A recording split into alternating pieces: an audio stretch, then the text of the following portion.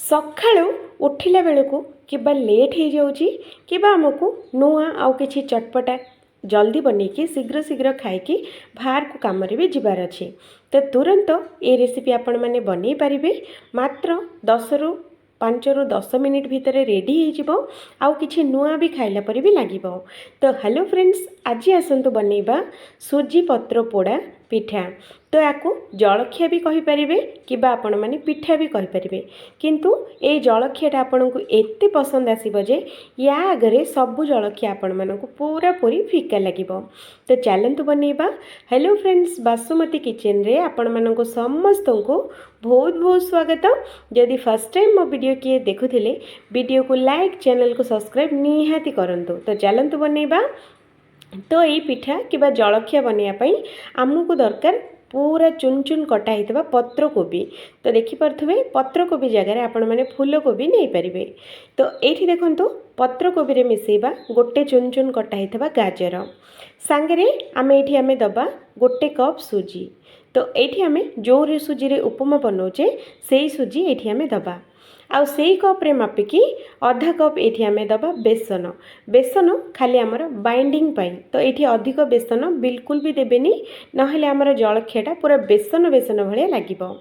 तो ये देखो बेसन, सुजी, पत्रकोबी आउ गाजर को भल भाव मिसई नबा।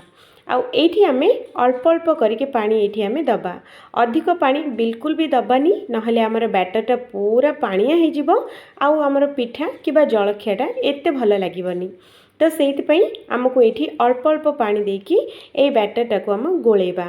तो ये देखो प्रथम या अल्प अल्प पानी देकी एमिति करके गोलेबे। देखंतु ये बैटरटा मोर ना ये बेसी पतला अच्छी ना बेसी मोटा अच्छी, पूरा परफेक्ट टेक्सचर रे एटा हमर अच्छी। तो ये आम कौन करवा जेतिकी आमको दरकार लुण ये आम दबा। आउ सांगरे अल्प टिके नाकू हलदी गुंड भी देदबा। आ सांगरे अल्प टिके नाकू जीरा भी दबा। जीरा देवा द्वारा टेस्ट बहुत भल आसीबो। सांगरे अल्प टिके नाकू ये आम देदबा धनिया गुंड दे सारा पर ए सबुजाक जिनस भल भाव याकू एमिति करके मिसई नबा। फ्रेंड्स, एबे जाए वीडियो को लाइक, चैनल को सब्सक्राइब जदि करि नांती तो एबे ही कर दियंतु, कारण पर आपण माने भूली जिवे। तो ये देखंतु बैटरटा एकदम रेडी अच्छी। तो चलतु याकू एबे आमे घोड़े की छाड़ीदबा 5ରୁ 6 मिनट पाई, जेतिके सुजीटा बढ़िया से फुलीजिव। तो ये आम कौन करवा गोटे तड़का पैन नबा। तो तड़का पैन रे गोटे चामच तेल ये आम दबा। तेल गरम हो सारा पर आधा चामच ये सोरिष दबा। आ सोरिष फुटीगला पर अल्प टिके नाक भृसुंगा पत्र आ गोटे इंची अदा को आम एमती छेचिकी दबा। एमती अदा छुंक देले यार टेस्टा बहुत भल आसीबो। तो सेइथिपई छुंकटा निहाती देबे। तो देखंतु फ्रेंड्स, एमिति करके याको हल्का हल्का करके टिके नाको स्लो फ्लेम रे याको आमे भाजिबा। तो ये देखंतु फ्रेंड्स, ये मु दउची राग पई आधा चामच चिली फ्लेक्स। जदि आपण मानक पाखरे चिली फ्लेक्स नाही तो चिली फ्लेक्स जगह लंका गुंड किबा कंचा लंका भी आपण माने नै परिबे। तो ये आमर छुंकटा पूरा रेडी हो जाइए। तो सांगरे आमर बैटरटा भी बहुत ही बढ़िया से फुलिकी सेट भी हो जाइए। तो ये छुंकटा आधिरे आम देदबा आपको आउ थे भल भाव एमती मिसई नबा। तो छुंकटा देखो फ्रेंड्स, छुंकटा देवा द्वारा ये पिठा किबा जलखियार टेस्टा बहुत भल आसी थाए। तो ये लास्ट आम अल्प टिके नाकू धनिया पत्र एमिति करके छिटके नबा। आउ ये आम देदबा गोटे पिंच खाइबा सोडा, जो आम पिठाटा बढ़िया से फुलिबो। तो एमि खाइबा सोडा दे सारा पर आउ थे भल भाव आपको एमती मिसई नबा।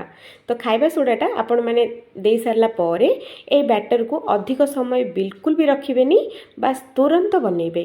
नहले खाइबा सोडा दे सारा पर जदि अधिक समय जदि रहीगला बैटरटा आउ आमर पिठाटा एते भल से फुलिबनी किबा बढ़िया से भी बनिबनी। तो सेइथिपई जेते बेले आपण बनइबे सेतिकी बेले खाइबा सोडाटा ऐड करिवे। तो ये देखंतु आमर बैटरटा एकदम रेडी आ परफेक्ट होगी बनीची। तो एतिकी बहलिया ही रखिबे, याठू बेसी पानिया करिवेनी। तो ये आम से तड़का पैन ही नबा। आ तड़का पैन रे दबा अल्प टिके नाकू माने आधा चामच तेल। आधा चामच तेल दे सारा पर ये आम देदबा अल्प टिके नाकू सोरिष। माने गोटे पिंच हम दबा आउ सांगरे एठी आमे दे दबा अल्प टिके नाको धला राशि निहाती देबे आउ एटा को टिके नाको छुंक हो सारा पर एठी आमे 1.5 चामच बैटर एठी आमे दबा। आपण मानक पाखरे जदि बड़ तड़का पैन अच्छी तो आपण माने अधिक भी नहीं पारिबे, जदि छोट अच्छी तो 1 चामच दियंतु। आपको दे सारा पर घोड़े की छाड़ी दबा 2 रु 3 सेकेंड पाई आउ गैस रो फ्लेम टा को लो रखिबा। तो एठी देखंतु 2 रु 3 सेकेंड पर मु आपण मानको काढ़ी की देखौची हमर गोटे साइड बहुत बढ़िया से सीझी जाइए। आउ एठी आमे आउ टिके नाकु तेल एठी आमे दे सारिकी ए पिठाटा को आमे एमिति हल्का हल्का ओल्टे नबा। आउ ओल्टे सारा पर आउ थरे याको एमिति घोड़े नबा।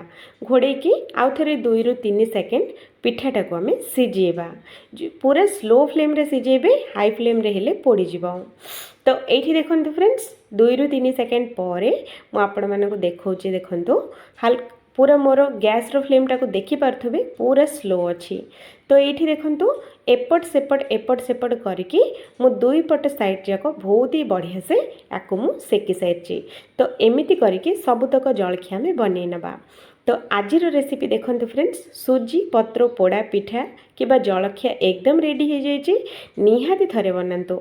आउ हाँ, एटा 1 रु 1.5 खाइले ए पेट पूरा फुल हो जिवो। आपण को आउ दिन सारा बिल्कुल भी भोक लागबनी। तो निहाती थरे बनातु, कारण आमे जलखिया रे खाउचे तो एका थरे तो आमे पूरा पेटे भात खाइला बळिबा जमा भी खाइबानी। तो अल्प अल्प करके खाइबा। निहाती एमिति थरे बनातु। आउ सखाळे एटा बनैले आपण माननकु बहुत ही हल्का फुल्का खाइला परि भी लागिबो। तो आउ थरे देखा आ गोटे नुआ वीडियो रे। जय जगन्नाथ।